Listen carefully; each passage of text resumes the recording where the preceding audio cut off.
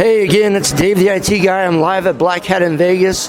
The last 5 days have been absolutely busy. I've been 15-hour days, but I'm not complaining because, hey, some of those 15-hour days have been parties, but a lot of education. And even for myself, as much as I talk trash to you guys, I've learned so much this year that even I'm amazed at how much I don't know yet. So here we go. I've got Andrew Hoog. He's from a company called NowSecure. And as you all know, I talk a lot about pen testing and how we're going to keep our system safe by knowing what the hackers are trying to do, because we do it to ourselves. But these guys are after the mobile applications. And if you never thought about, going into the Play Store or the App Store and you get these applications and you think that Google or Apple has checked those applications out to make sure that they're safe, you might be mistaken.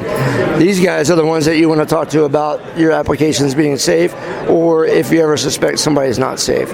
So without further ado, let me throw them at Andrew Hoog. Sir, thanks for joining us, and please tell us a little bit about yourself, your company, and how it came to be. Yeah, absolutely. It's great to be here. So I started NowSecure, founded NowSecure 8 years ago. We started out as a mobile forensics company, but quickly saw a huge opportunity in mobile app security testing.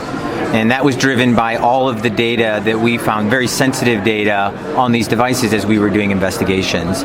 And so at that time, we began to try to figure out how could we test mobile apps. And over the last 6 years, we've built up a number of tools. We have a tool that helps analysts test mobile apps, but we've also moved into fully automated mobile app security testing. And that's an absolute must-have because there are 4 to 5 million apps out there, hundreds of thousands of updates a day, and enough changes in the apps, both intentional changes, third-party apps get updated, the platform gets updated, and so there's a whole bunch of things that can go wrong. And so if you don't have the ability to scale to the size of mobile, you can't stay on top of the risk. So for your company, your goal is to connect with those developers and to help them gauge that their code is safe and that their code is doing what it's supposed to do with no unnecessary risk or access to somebody's devices. But your role is not necessarily to just go out and scan the App Store or Google Play and find apps and warn people, or is that not correct? So there's a couple of things that we do. We do work a lot with developers. So typically at large enterprises, they're building their consumer-facing apps and they want them to be very secure. A much higher bar than Google or Apple will set for their app and Play Store. So we do spend a lot of time working with both the development or security teams at those companies. But we also found that there's a lot of risk in third-party apps. And so whether your company is doing corporate-owned devices or increasingly BYOD, you really need to try to understand what apps exist, how are they sending my data, how are they storing my data. Certainly if there's any malicious apps, but the much bigger risk is that there's simply security vulnerabilities or privacy issues, and they're changing on a daily basis. And so we actually do crawl the app and Play Store. We test every single mobile app that's out there, and then we integrate in with the development process so that we can test as teams are building their apps, and they can stay ahead of that before they ever publish their app to the app and Play Store. So there's a couple of different personas we work with.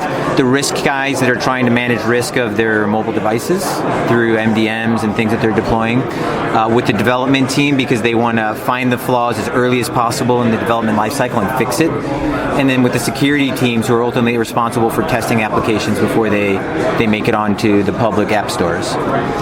So if a company wanted to bring in some app that they found or that was suggested to them by maybe a new vendor for them, and they wanted to make sure that that app was going to do what it needed to, but get inside their corporate network itself and only access what's intended, they're able to contact you and have you guys kind of act as an intermediary to test that access? Absolutely, and even beyond that, we probably have already tested that app. And so we have a product called NowSecure Intelligence, and they can literally sign up for that, type in the name of the app, and see the results. And so ultimately, you can even integrate that and make it an automated process. So absolutely, we can help people onboard a new app, a new vendor, and try to manage that risk. And then at the same time, we work with a lot of app developers who are like, hey, when that happens, I want to make sure my app is golden.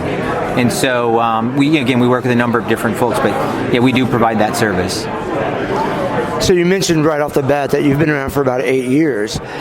Clearly things have changed in those 8 years. How far ahead of where you think, how much guessing or how much predictive analytics do you need to do to make sure that when new things start coming down, it was just recently announced in 2020 Flash is going away. So as these different technologies are either entering or leaving the marketplace, how far ahead of that curve do you have to stay to start building your tools to be able to analyze the new stuff that might come out quickly? Yeah, absolutely.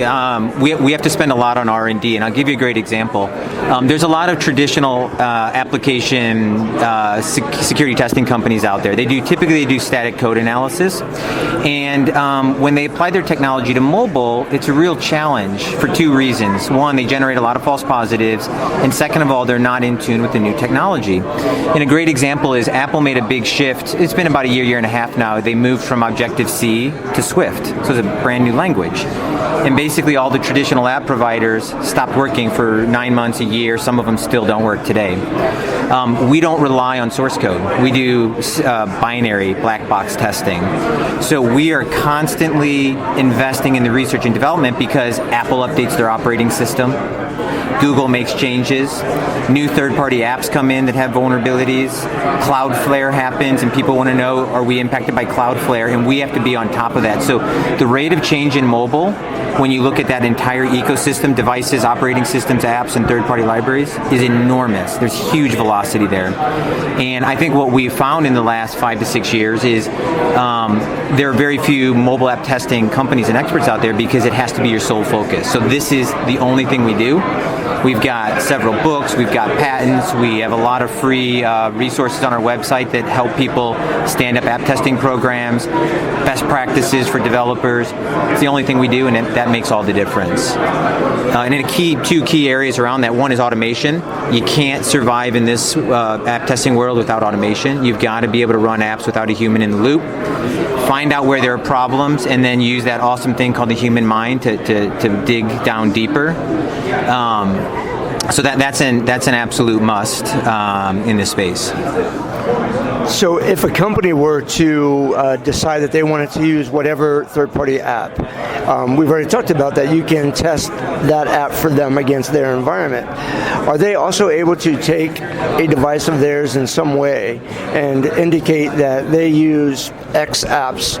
Are you able to test for interoperability to make sure that app C isn't going to do something because app A happens to be there? Right. So is there any of that kind of testing or validation? Yeah, that's a really great question. We get that from CIOs of large organizations, and you hear it sometimes referred to as the confused deputy attack, where you get app A and app B together. They're benign, but when you add a third app in there, they become malicious in some way. So those are really hard problems to spot. We have done a little bit of work in that in the past, but this market is so big. There's so much that's changing, and there's so few companies that have any visibility into it that working on those edge cases is not where the market is today. And so you have to, as you're building a business that stays in business, you can cover your costs. Basically, that's about 3-4 years ahead of where market buyers will be. Today, they're just trying to say, can I get you a list of all the apps installed on my devices? Can I hook you up with my app developers, whether they're in-house or third parties? And can I make sure that I have my mobile app risk under control? It's incredibly difficult to do for iOS. And so where we've spent an enormous amount of our energy is, early days it was Android. Android's more open. There's a lot of tools out there. It's still, when you really try to take it down that last mile that really matters, it's hard work, don't get me wrong. But iOS is a huge challenge. And so as people go out there, the ability to find somebody that can do static and dynamic and interactive testing with automation at scale for both iOS and Android, it's just a hard problem to solve. And it's a hard problem to stay on top of because it's changing every week. But I love it.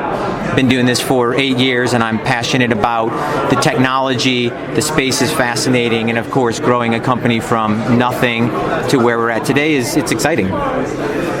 So talk a little bit about that. We've got just a few minutes left. So talk a little bit about what was happening around you and in your career at that point that caused you to think this type of company was needed, and what you had to do to kind of get it going, or who you had to call to help you, if anybody. Yeah, talking about how to do these things is a favorite topic of mine because a lot of people come up to me at conferences and ask me about this. And so there's a few things that I share with them. First of all, I didn't know what this company would be when I started it. I was a CIO for 5 years. I moved to a new city, and I decided, hey, I'm going to try to start a company. And I was fascinated by forensics because of an investigation we had to do at my previous company. So I went out there, I became certified in forensics, I started doing some cases, and we stumbled on mobile. I'm an open source guy, Android just came out, and I was just excited. Like, here's an operating system based on Linux in mobile. And that's when I started writing books and whatnot. So the big thing for me was, as I started blogging and writing things and doing resources, there was an amazing amount of outreach. And we began to have people approach us and saying, these are the problems we're struggling with. That's where you got to take your technology hat off and put your business hat on. Now, I'd been a CIO, I'd been a VP at large companies, so I kind of had the two worlds there. And when you stop and listen to your customers, you can begin to see where the market's headed. And we knew that mobile devices were going to grow, apps were going to become important, and it was a technically difficult space to be involved in. And that's all the things that I needed to be excited and dive in headfirst. So when you come to a Black Hat conference, clearly this particular conference is security related, and security isn't the only thing you do, and that's clear now as well. So when you're at this type of event, how much, besides exposing yourself to potential clients, how much new, oh my gosh, I didn't think of that, are you also absorbing while you're at an event like this? Yeah, so while I do spend a lot of time with current customers, prospects, and partners, absolutely love the talks. And what I love is to come in there and think about problems that are just always baking in the back of my mind because I read it on Hacker News or wherever I read it. And I come up with these ideas of how I would solve it, and then you see somebody else come in and solve it in a different way. The amazing thing about the security space is really smart people who are willing to share. It's a very collaborative space. And I know from the outside, it can be intimidating, but when you get inside here, you find a community that's exciting to be a part of, that you can walk away from your job at the end of the day and say, look, I made the world a safer place. Like, I don't want to be too kind of tongue-in-cheek about this, but that's what we do for a living. And I find it incredibly rewarding. So I learn a lot at these conferences. Of course, there's the business side of it, and it's important. But I would say the true successful security people stay true to their roots and are passionate and excited about the technology and the impact they can have. Right on. Well, I want to say thank you. Before we go, I want to give you an opportunity to talk about contact info, your website, a Twitter feed, newsletters that you put out, anything like that. Yeah, feel free to blurt it out. Great. Yeah, there's a couple of ways. If you're interested in security, we do a weekly feed called MobSec5. You can get all of that from our website, which is NowSecure.com. We are on Twitter at NowSecure Mobile. And feel free to call the company, send me an email. I'm Hoog at NowSecure.com. We'd love to talk to folks about this. It's a really exciting space. There's a lot of risk out there. It's very hard to figure out how to manage that risk, but we figured it out for you. So we'd love to talk to you.